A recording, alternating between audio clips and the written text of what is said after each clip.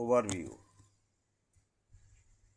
ইহুদিরা বরাবরই আল্লাহ ও নবীগণের বিরুদ্ধে দাঁড়িয়েছে, আর নবীকে সুরক্ষা দেওয়ার তো দায়িত্ব আল্লাহর। প্রকৃত সত্য হইল, ইহুদি ও মুশরিকরা জাতিগতভাবে মুসলিম বিদ্বেষী, তবে খ্রিস্টানদের মাঝে কিছু ভালো লোক আছে। হালাল হারাম ও শপথের ব্যাপারে এসেছে দিক নির্দেশনা, তুলে ধরা হয়েছে মানুষের উপর আল্লাহর অনুগ্রহ। অযথা প্রশ্ন জটিলতা বাড়ায়।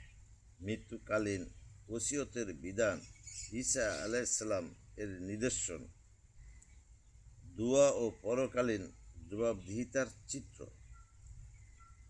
ঈমানের দাবিতে সত্যবাদীরা কিয়ামতের দিন ভীষণ উপকৃত হবে। আল্লাহর ক্ষমতার আলোচনার মধ্য দিয়েই সূরাটির সমাপ্ত। সূরা মাইদা আয়াত 68 থেকে 120। আল্লাহ রাব্বুল আলামিনের এই কোরআন পাঠ করলে আমাদের জ্ঞানের পরিধি বাড়বে, তার মানে ঈমান বাড়বে। আর আল্লাহ পাক আমাদেরকে যে বুদ্ধিমত্তা দিয়েছেন এগুলো বোঝার জন্য, শিখার জন্য, সেগুলো আমাদের কাজে আসবে।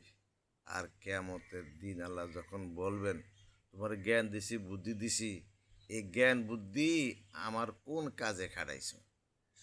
তো এখন আমরা যারা আম মানুষ তারা বলতে পারি, জ্ঞান বুদ্ধি আবার কি?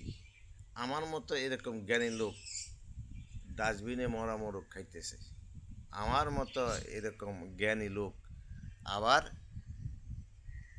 রোডে গাড়ে শুয়ে জীবনযাপন করতেছে, আমার মতো এরকম লোক ছন্ন ছাড়া হইয়া ভব ঘুরতেছে, আমার মতো এরকম লোক কোথায় পরিবার, কোথায় নিজে, কোথায় কি, কোথায় সুখ, কোথায় শান্তি সে ভুলেই গেছে, অথচ সে জানে না।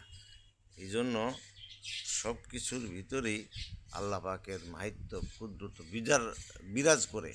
এগুলা আপনাকে আমাকে চিন্তা করতে হবে, তাহলেই আমরা দুনিয়া আখিরাতের সফল কাম।